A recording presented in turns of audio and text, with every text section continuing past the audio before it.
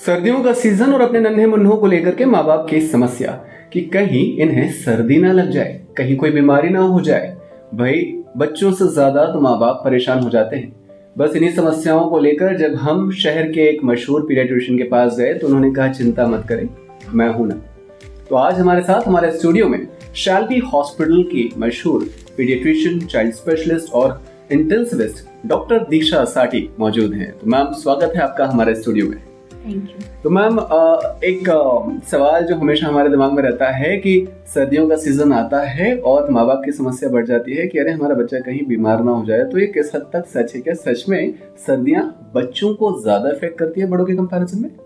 Yes, जैसे कि sir ने पूछा, सर्दियाँ बच्चों को ज़्यादा इफेक्ट करती है। इसके लिए हमें कुछ स्पेशल प्रिकॉशंस लेने होते हैं जो मैं आपको बताऊंगी। फर्स्ट इम्पॉर्टेंट, बच्चों को प्रॉपर कवर करना है हमें।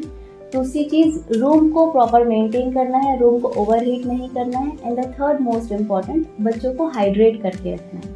ये 3 चीज़ें हैं जिससे आप अपनी समस्याएं कम कर सकते हैं। Very nice ma'am. पर अक्सर ऐसा होता है कि हमने देखा है कि सर्दियों का सीजन आता है और बच्चों को टेडी बियर बना देते हैं, कई सारे कपड़े और स्वेटर्स और उसके ऊपर ना जाने क्या क्या। तो एक्चुअली में कितनी लेयरिंग जरूरी, क्या इतने सारे कपड़े पहनाने की आवश्यकता है? यस, नो, देखिए एक गोल्डन रूल होता है, 1 एक्स्ट्रा लेयर। तो मैं बताना चाहूँगी, हम जो लेयर पहनते हैं, अगर आपने 2 लेयर्स पहनी है तो आपको बच्चों को 3 लेयर्स पहनानी है। आपने 3 पहनी है तो बच्चों को 4 पहनानी है। इसमें भी एक रूल होता है, द इनर मोस्ट लेयर, जो सबसे अंदर आप पहनते हैं वो होता है कॉटन, उसके ऊपर वुलन। फिर आप उसके ऊपर वुलन या कॉटन कुछ और भी पहना सकते हैं, लेकिन ये 2 चीज़ें फिक्स होती हैं, कॉटन देन वुलन। तो this should be followed always. मतलब अभी तक हम लोग गलत रूल फॉलो कर रहे थे। ओवर लेयरिंग से आप ओवर हीट कर सकते हैं बच्चे को। अच्छा, तो इससे फायदा होने की जगह नुकसान होता है, फिर फीवर आता है और दूसरी बीमारियां होती हैं। अच्छा मैम, जैसे मैं खुद एक दिसंबर बॉर्न हूँ, ठंडियों के सीजन में मेरा बर्थ हुआ। हाल ही में मेरा एक दोस्त है, उसको अभी न्यू बॉर्न बेबी हुआ है। तो छोटे बच्चों को भी हमने देखा है शायद ऐसा ही कुछ किया जाता है। तो क्या छोटे बच्चों के लिए जो न्यू बॉर्न होते हैं उनके लिए भी ऐसा कोई गोल्डन रूल है? जी, छोटे बच्चों के लिए कुछ टिप्स होती है स्पेशल। फर्स्ट थिंग कि रूम टेम्परेचर मेंटेन करना। काफ़ी पेरेंट्स रूम को ओवरहीट करते हैं, तो एक फिक्स टेम्परेचर होता है 24 to 26 डिग्री सेल्सियस। हम रिकमेंड करते हैं कि ये टेम्परेचर मेंटेन होना चाहिए। दूसरी चीज़, रूम वेंटिलेटेड होना चाहिए। हमारी दादी नानी कहती है रूम को बंद कर दो, हवा नहीं आनी चाहिए, तो ऐसा नहीं होता। रूम वेंटिलेटेड होना चाहिए। आप रूम में हीटर लगा सकते हैं और उसके साथ ह्यूमिडिफायर होता है। काफ़ी घरों में ह्यूमिडिफायर नहीं है अगर, तो आप बाउल फुल ऑफ वाटर को हीटर के सामने रखेंगे तो this will act as a humidifier. तो रूम ह्यूमिडिफाइड रहेगा। क्या होता है कि ओवर हीटेड रूम से ठंड तो नहीं लगेगी बट ड्राइनेस होती है, स्किन ड्राइनेस, नोज ड्राइनेस। तो ह्यूमिडिफाइड रहने से चीज़ें क्लियर हो जाती हैं। ओके, ये तो बहुत इंपॉर्टेंट चीज़ थी मैम, क्योंकि इनफैक्ट हम लोग भी अपने घर पे जब हीटर चलाते हैं तो हमने कभी बाउल नहीं रखा। सो दैट मीन्स ये जो हमारे बॉडी में ड्राइनेस और रैशेज आते हैं और हमें अक्सर रात में प्यास लगाती है, ये भी उसका एक कारण हो सकता है। डेफिनेटली, ये उसी की वजह से होता है। हमें लगता है कि विंटर्स में डिहाइड्रेशन नहीं होता और हम कम पानी पीते हैं, और this can lead to dehydration. ये वन ऑफ द रीजन है विंटर्स में डिहाइड्रेशन होने का। मैम, ये तो थी न्यूबॉर्न की बात, पर मेरे घर में ना 2 छोटे बच्चे हैं, एक 3-4 साल का है और एक 5-7 साल का है। तो अक्सर नहाने के लिए ना बड़े रोते हैं वो लोग। मेरे पापा जी पीछे से आते हैं और बोलते हैं अरे अभी इतना ज़रूरी नहीं है, बच्चे ही हैं, 2-3 दिन में एक बार नहला दिया करो।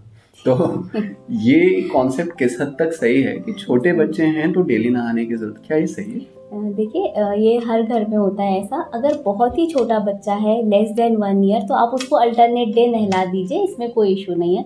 लेकिन उसके ऊपर के बच्चों को हमें डेली नहलाना है, क्योंकि ये एक टाइप की हाइजीन प्रैक्टिस है। आप उसको वार्म वाटर से नहलाइए, ठंडे पानी से नहीं। और छोटे बच्चों को हम अगर नहीं नहला रहे हैं तो एटलीस्ट स्पॉन्जिंग करनी है, ल्यूक वार्म वाटर से स्पॉन्जिंग। तो क्लीनलीनेस इज मोर इम्पॉर्टेंट।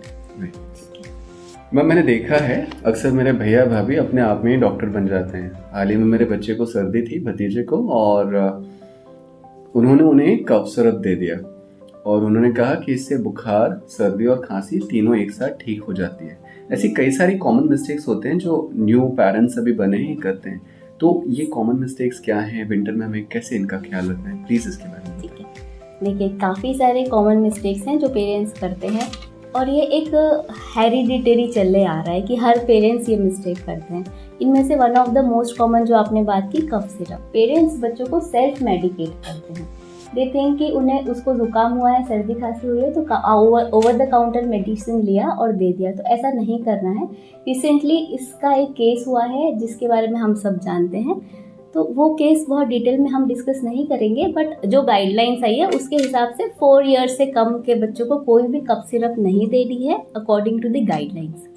अब हम दूसरी मिस्टेक्स बात करेंगे। जो एक और मिस्टेक करते हैं वो है ओवर हीटिंग, जो हमने अभी डिस्कस की, over layering and over heating. Second, room को ओवर हीट करना। बच्चे को ओवर लेयरिंग करना is one mistake and room को ओवर हीट करना is other mistake. And the third mistake, outdoor activities restrict कर देते हैं बच्चों को कि ठंड है, हवा है, बाहर नहीं जाना है, तो ऐसा नहीं होता है। अगर आप बच्चे को बाहर नहीं जाने देंगे तो ये एक टाइप की वायरल इन्फेक्शन का चांस बढ़ा देगा। मैं बता रहा हूँ, सॉरी इंटरप्ट कर रहा हूँ, अगर ये छोटे बच्चों ने देख लिया ना तो आपका वीडियो दिखा करके बोलेंगे देखिए मैम ने बोला है मुझे बाहर खेलने देना है। तो बाहर नहीं जाना, क्लोज रूम वायरसेस के लिए पार्टी प्लेस है। इट इज लाइक आपने बंद रखा रूम, वेंटिलेशन नहीं है तो वहाँ वायरस ग्रोथ होगी, फिर वायरल इन्फेक्शन होगा, फिर वापस सर्दी जुकाम, ये विशेष साइकिल जैसे। तो ये मिस्टेक्स नहीं करनी है पेरेंट्स। मैम जब मेरा भतीजा छोटा सा था ना तो ठंडियों का सीजन था और उसको मेड आती थी मसाज करने के लिए, तो मतलब उसको मसाज करवाते देख तो मुझे बड़ा अच्छा लगता था, पर अक्सर मेरे दिमाग में यही आता था कि ठंडी का एक्सपोजर इतनी देर उसकी बॉडी में है तो क्या ये मसाज सही है तो कौन सा ऑयल यूज़ करना चाहिए, किससे करवाना चाहिए, क्या तरीका है। तो ये जो न्यूबॉर्न्स होते हैं उनके लिए कितना कारगर है ये बॉडी मसाज जो बच्चों का होता है? बहुत ही बढ़िया क्वेश्चन है ये, क्योंकि बहुत ही सारे लोग ये फेस करते हैं। तो the first thing is massage ज़रूरी है। ठंड हो, गर्मी हो, बारिश हो, इसका सीज़न से कोई रिलेशन नहीं है। Body massage, daily oil massage is mandatory.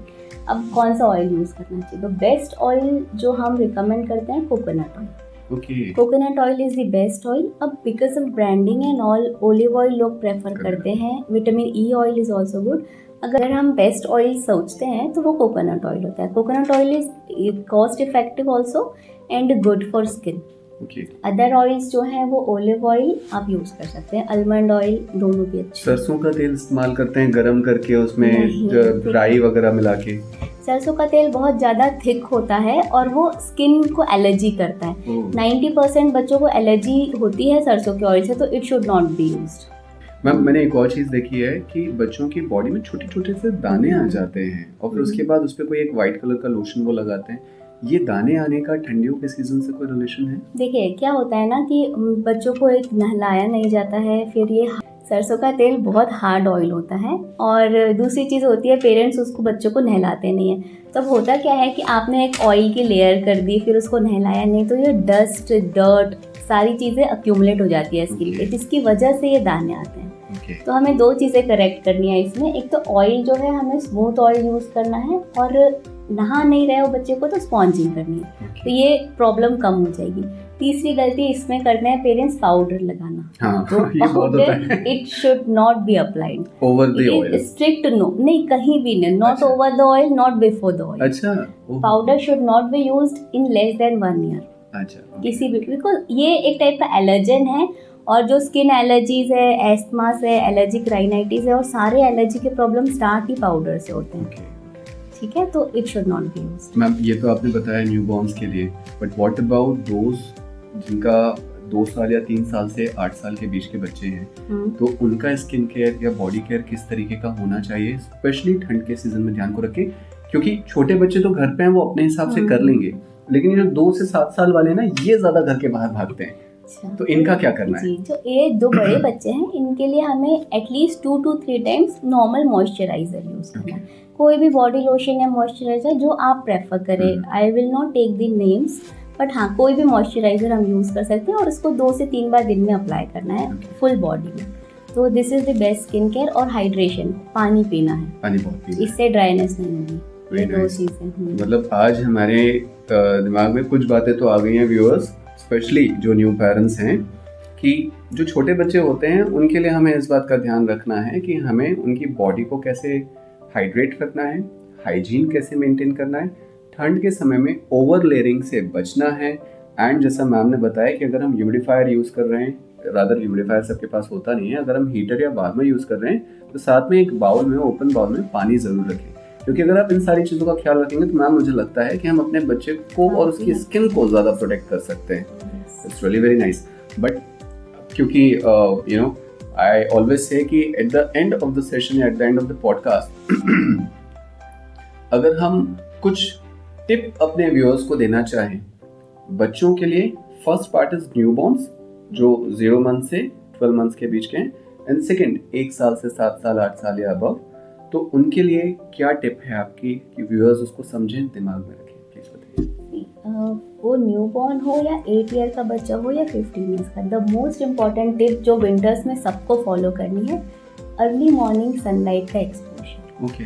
The first sunlight, हम हमेशा 9-10 बजे 11 बजे सनलाइट का एक्सपोजर देते हैं और मैक्सिमम बच्चों को विटामिन डी डिफिशियंसी Exactly. होती है. तो विंटर बेस्ट सीजन है, अर्ली मॉर्निंग सनराइज का एक्सपोजर लीजिए. At least 10 minutes a day sunlight is best for everyone, for me, for you and for all the childrens. That's nice. That's So nice. parents, have a happy winter and be healthy. Stay blessed, parents and their kids. Thank you so much for coming with us, ma'am. It was really nice talking to you. और बहुत ही जल्द हम आपसे दोबारा मिलेंगे अपने अगले podcast के लिए. I wish आप हमें दोबारा टाइम दे पाएं. Thank you so much, guys. Stay tuned with us. This is Shall We Podcast. Bye bye.